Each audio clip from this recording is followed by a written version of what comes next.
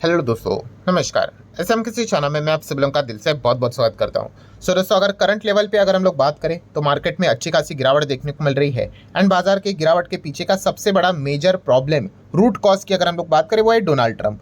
Definitely अगर हम लोग यहाँ पे बात करें इस चीज़ को लेकर, तो काफ़ी लोगों ने ये जो सवाल यहाँ पे जो पूछा है कमेंट सेक्शन में, मतलब इस टॉपिक को लेकर एक वीडियो बना दीजिए।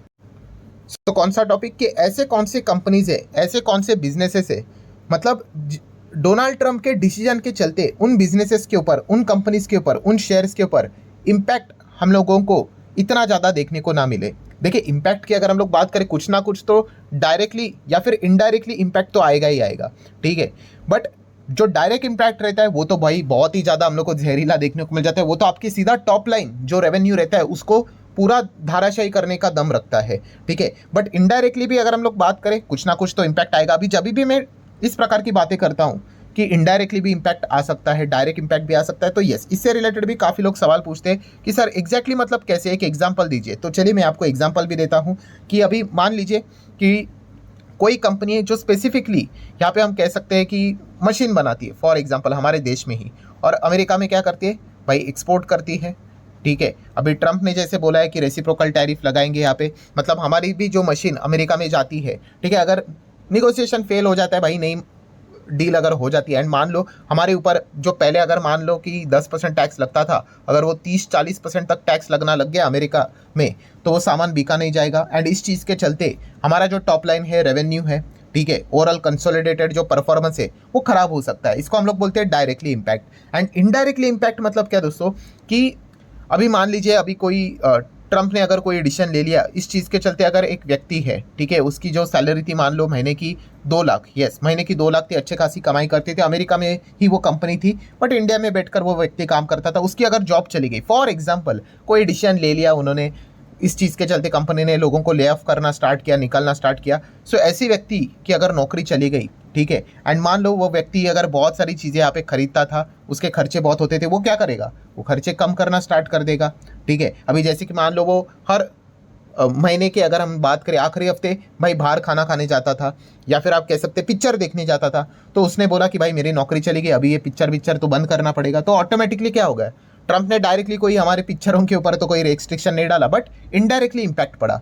तो इस प्रकार से आपको क्या करना पड़ता है भाई, एनालाइज करना पड़ता है, इन चीज़ों को स्टडी करना पड़ता है। मैं देखता हूँ बहुत सारे लोग एकदम जल्दबाजी में, एकदम ही फास्ट, किधर तो उनको मतलब बोलते हैं ना पनवेल निकलना होता है भाई, इतना फटाफट फटाफट उनको कुछ तो आउटकम चाहिए होता है, कितना सर फटाफट फटाफट शेयर बता दो, ये होगा वो होगा। अरे ऐसा नहीं करना है भाई, पहले चीज़ों को देखो, सिचुएशन को समझो, ठीक है। जो सिचुएशन होती है उसके अकॉर्डिंगली हमें एक्ट करना होता है। ऐसा नहीं है कि फटाफट फटाफट, मतलब पहले जो गलती की जल्दबाजी में, मतलब बोलते ना कि बस मार्केट भाग रहा है इसीलिए खरीदो, अभी बस गिर रहा है तो उसमें भी जल्दबाजी कर रहे कि कुछ तो फटाफट फटाफट एक्शन कर लो करके, तो ऐसा नहीं है, प्रॉपरली चीज़ों को देखो, ठीक है।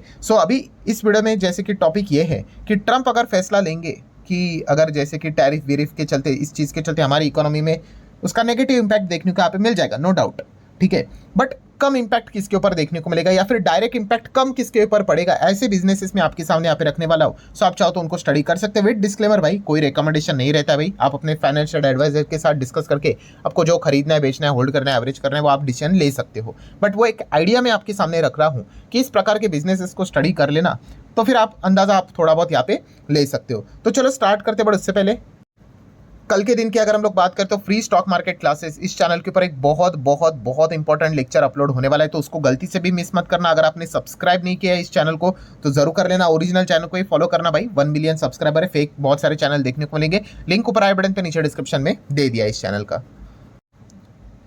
तो स्टार्ट करते पहला बिजनेस दोस्तों, जो कि है airline business. Yes, airline business की बात कर ले, एविएशन की बात कर ले, ठीक है। अभी कॉमन सेंस की अगर हम बात करें दोस्तों, तो हमारे देश में जो एयर पैसेंजर जो ट्रैफिक है वो डोमेस्टिक लेवल पे ही ज़्यादा फोकस कर रहा है। अभी ऐसा नहीं कि इंटरनेशनली नहीं है, बट उस चीज़ को लेकर इतना कोई ज़्यादा इतना दिक्कत नहीं होगा, ठीक है। अभी फिलहाल तो अगर हम लोग नॉर्मल केस की अगर हम लोग बात करें तो ठीक है, भविष्य में तो होने के लिए तो भाई किसी के ऊपर कुछ भी चीज़ें की जाती है, बट अगर हम लोग नॉर्मल इसमें अगर हम बात करें तो हाँ, ये जो सारी चीज़ें चलती है वो जो है ट्रैवलिंग से रिलेटेड जो भी चीज़ें यहाँ पे चलती है, ए पॉइंट से बी पॉइंट जाना है, दिल्ली से अगर किधर अहमदाबाद जाना है, चेन्नई जाना है, ठीक है, वेस्ट बंगाल जाना है, तो ये सारी चीज़ें हमारे देश में ही चलती है। तो एयरलाइन वाली जो कंपनीज है उनके ऊपर शायद से ट्रम्प का जो डिसीजन रहेगा वो इतना ज़्यादा इफेक्टिव ना देखने को मिल जाए। डायरेक्ट अगर हम बात करें, इनडायरेक्टली तो भाई कुछ ना कुछ तो होते ही रहेगा, ठीक है, बट डायरेक्टली अगर हम लोग बात करें तो फिलहाल तो इतना कुछ दिक्कत हम लोग को देखने को यहाँ पे नहीं मिल रहा है। तो इस चीज़ के चलते आपको पता ही हमारे देश में तो 2 ही एयरलाइन है मार्केट के हिसाब से, स्पाइस जेट है, इंडिगो है। सो इन कंपनीज को आप चाहो तो स्टडी यहाँ पे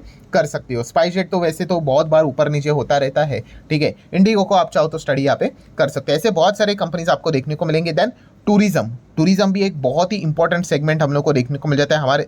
अगेन कह रहा हूँ टूरिज्म कौन सा, कि स्वदेशी टूरिज्म की हम बात कर रहे हैं, ठीक है। अभी टूरिज्म में भी बहुत सारे ऐसे कंपनीज है जो कि दोनों चीज़ें हैंडल करती है, मतलब इंटरनेशनल टूर भी हैंडल करती है एंड डोमेस्टिक लेवल का टूर भी हैंडल करती है। तो ये आपके फर्दर स्टडी में होना चाहिए कि चेक करना कि हाँ भाई कौन सी ऐसी कंपनी है जो स्वदेशी टूरिज्म को ही ज़्यादा प्रमोट करती है या फिर यही से उनका ज़्यादा रेवेन्यू आता है। अगर आप किसी XYZ किसी भी टूरिज्म वाली कंपनीज में जाओगे, टूरिज्म में तो आपको बहुत सारे कंपनीज मिलेंगी, ठीक है। तो कल ऐसा नहीं होना चाहिए अगर आप टूरिज्म में किसी कंपनी में चले गए एंड बाद में पता चला अरे भाई इस कंपनी का तो 70% रेवेन्यू इंटरनेशनल टूरिज्म से यहाँ पे आता है, ठीक है, एंड वहाँ पे अगर कुछ दिक्कतें देखने को यहाँ पे मिल गई तो फिर आपको इशू यहाँ पे हो सकता है। वैसे देखा गया तो इंटरनेशनल टूरिज्म से रिलेटेड इतना कुछ दिक्कत नहीं होगा, बट मैंने आपको एक एग्जांपल देके रखा है।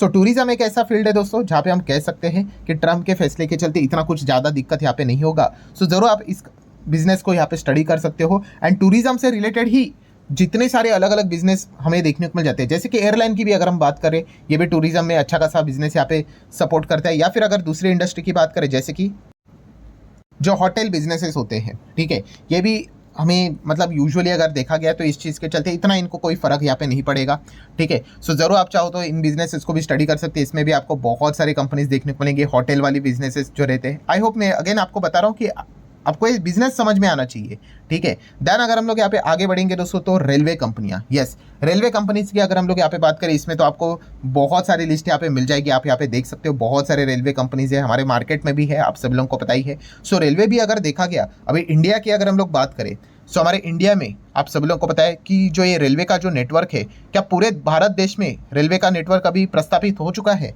तो नहीं, कितना कुछ काम यहाँ पे बाकी है, बहुत ज़्यादा अपॉर्चुनिटी यहाँ पे बाकी है। सो डेफिनेटली रेलवे कंपनीज को आप चाहो तो स्टडी यहाँ पे कर सकते हो। अब प्रॉब्लम क्या होता है, इमीडिएटली बहुत सारे लोगों के सवाल रेडी होंगे।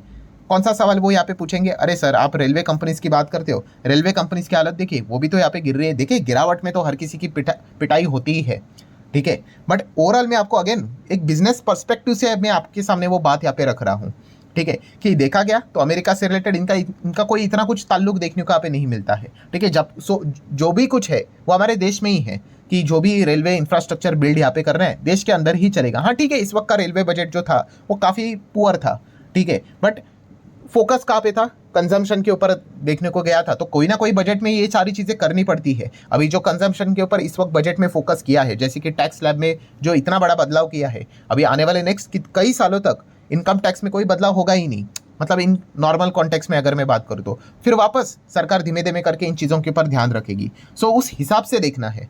अगर आप ये फैसला लोगे कि अच्छा ये स्टॉक ज़्यादा गिर रहा है तो ये सेक्टर खराब हो गया, ठीक है, इस प्रकार से अगर आप विचार करोगे तो फिर दिक्कतें हो सकती है। लार्ज स्केल में बिजनेस के हिसाब से सोचना है, ठीक है। हाँ नो डाउट, अभी बिजनेस के हिसाब से देखा गया, रेलवे सेक्टर के हिसाब से तो यस, इधर गवर्नमेंट का ही इन्वॉल्वमेंट रहेगा, क्योंकि ये सेक्टर में पूरा गवर्नमेंट की ही चलती है। जितने भी कंपनीज आपको देखने को मिल जाती है ये सारी सरकारी कंपनीज ही रहती है। मैक्सिमम कंपनियां, मोर देन 90% कंपनियां आपको सरकार से रिलेटेड ही देखने को मिलेगी। सो ये पॉइंट आपको जरूर पता है यहाँ पे होना चाहिए। बट यस, ट्रम्प के चलते ये जो सरकारी कंपनीज रहती है इनके ऊपर पड़ने वाला जो इम्पैक्ट रहता है डायरेक्टली, वो कंपैरेटिवली थोड़ा बहुत कम देखने को मिल जाता है। देन अगर हम लोग यहाँ पे आगे बात करेंगे दोस्तों तो कौन सा सेक्टर, इंफ्रास्ट्रक्चर। यस, इंफ्रास्ट्रक्चर की अगर हम लोग यहाँ पे बात करेंगे तो आप सभी लोगों को यहाँ पे पता ही है कि हमारे देश में भी इंफ्रास्ट्रक्चर ग्रो करने मतलब काफ़ी स्केल यहाँ पे बाकी है, ठीक है। इसमें बहुत सारी चीज़ें यहाँ पे आ जाती है, तो इंफ्रा वाली बहुत सारी कंपनियां हम लोग को देखने को मिल जाती है। सो आप चाहो तो इस सेक्टर को स्टडी यहाँ पे कर सकते हो, ठीक है। आपने जो पूछा था सवाल कि कौन से ऐसे कंपनीज है, बिजनेसेस है, ठीक है, जिनके ऊपर ट्रम्प के फैसले का ज़्यादा कोई प्रभाव नहीं पड़ेगा, तो ये वो कंपनीज है जिनको आप चाहो तो स्टडी कर सकते हो, मतलब sector wise. Then infra sector को बड़ा बनाने वाली जितने बिजनेसेस रहेंगे फिर आप चाहो तो उनको स्टडी यहाँ पे कर सकते हो, जिनका अमेरिका से रिलेटेड ज़्यादा कोई ताल्लुक नहीं है, ठीक है। अभी कोई व्हीकल वाली कंपनीज होगी जो इंफ्रास्ट्रक्चर में आपको पता ही है ना, बहुत सारे बड़े बड़े ये इस प्रकार के व्हीकल्स की रिक्वायरमेंट यहाँ पे होती है, तो इस प्रकार की कंपनीज को आप स्टडी कर सकते हो अगेन। बट स्टडी करते वक्त आपको क्या करना है, फिर डिटेल में स्टडी करना है। जैसे कि एक एग्जांपल मैं आपके सामने रख दूं, लाइक अभी अशोक लेलैंड का काम तो स्पेसिफिकली इंफ्रा से रिलेटेड ही देखने को मिल जाता है, हेवी व्हीकल में काम करते हैं। बट टाटा मोटर में अगर देखा गया तो इंफ्रा से रिलेटेड जो इनका जो पोर्टफोलियो में जो परसेंटेज है वो काफ़ी कम देखने को मिल जाता है। तो इस हिसाब से आपको काफ़ी डिटेल में जाके स्टडी करनी पड़ेगी, ठीक है। सो जो सेक्टर्स थे वो मैंने आप लोगों के सामने यहाँ पे रख दिए। देन इंफ्रा की बात करें तो सीमेंट सेक्टर भी है, अच्छा सेक्टर हम लोग को देखने को यहाँ पे मिल जाता है, ठीक है, तो आप इसको स्टडी कर सकते हैं। हाँ, बट मेटल सेक्टर की बात करें वो भी इंफ्रा में अच्छा योगदान देगा। बट मेटल से रिलेटेड प्रॉब्लम क्या है, चीन का प्रॉब्लम है, ट्रेड वॉर स्टार्ट हो चुका है अमेरिका के साथ। सो अगर इस चीज़ के चलते चीन यहाँ पे क्या करेगा, मेटल को डंप कर सकता है हमारे देश में, तो मेटल कंपनीज को दिक्कतें हो सकती है, तो इसलिए मेटल को यहाँ पे कवर में नहीं कर रहा हूँ। सीमेंट वाली कंपनीज को आप स्टडी कर सकते हो, ठीक है। तो इस प्रकार की चीज़ों को आपने क्या करना है, यहाँ पे प्रॉपर तरीके से स्टडी यहाँ पे करना है। देन स्विगी जोमेटो की बात करें, इनका भी बिजनेस जो रहता है भाई वो डोमेस्टिक लेवल पे ही चलता है, ठीक है। वैल्यूएशन कंसर्न हो सकता है नो डाउट,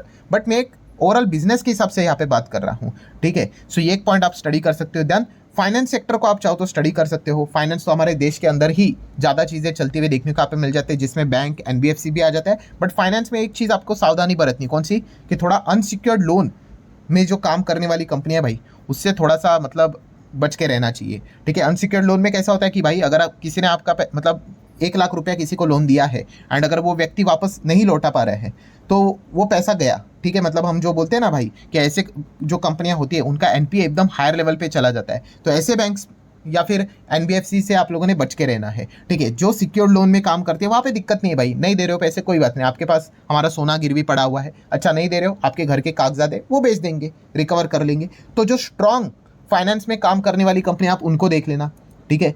ऐसे बैंक्स को देख लेना, देखिए वो कम कंपैरेटिवली इतने नहीं गिरे हैं, ठीक है। क्यों, इसके पीछे का लॉजिक ही यही है। और जो ऊट पटांग वाले जिसको किसी को भी लोन यहाँ पे बांट रहे हैं, ठीक है, उनकी हालत काफ़ी गंभीर देखने को मिल रही है। सो जो फाइनेंस वाली कंपनी है भाई उनको ऊपर तो कोई डायरेक्टली इतना कोई प्रभाव तो यहाँ पे नहीं पड़ेगा, वो तो अपना काम अच्छी तरीके से यहाँ पे करते रहेंगे। सो ठीक है दोस्तों, इन शॉर्ट जैसे मैंने अगेन कह रहा हूँ, लिस्ट अगर निकाली जाए तो बहुत सारे आप लोगों को मिल जाएगी। इंपॉर्टेंट चीज़ क्या है, मकसद क्या है भाई, कि लॉजिक का इस्तेमाल करना, ठीक है, खुद के दिमाग का इस्तेमाल करना, ये इंपॉर्टेंट चीज़ है। ऐसी बात नहीं कि बस इतने ही कंपनीज है, नहीं, ऐसे आप बहुत सारे कंपनीज बहुत सारे सेक्टर्स को ढूंढ सकते हो, ठीक है। सो वो प्रॉपरली लॉजिक का इस्तेमाल करना, आपका ऑब्जर्वेशन अच्छा होना चाहिए, उस हिसाब से आप लोगों ने चीज़ों को स्टडी करना है। एफएमसीजी वाली भी कंपनी आपको शायद से देखने को मिल जाएगी, रिटेल वाली भी देखने को मिलेंगी, क्विक कॉमर्स वाली देखने को मिल जाएंगी। सो उस हिसाब से, बट जैसे मैंने कहा कि हर एक इसमें डिटेल में स्टडी करना है, ठीक है, प्रॉपरली चेक करना है कि हाँ भाई सबसे कम इम्पैक्ट कहाँ पे आएगा, ठीक है। सो आशा करता हूँ दोस्तों वीडियो हेल्पफुल लगा होगा, आप चाहो तो लाइक एंड शेयर कर सकते हो। मिलते हैं नेक्स्ट वीडियो में, तब तक के लिए बाय बाय।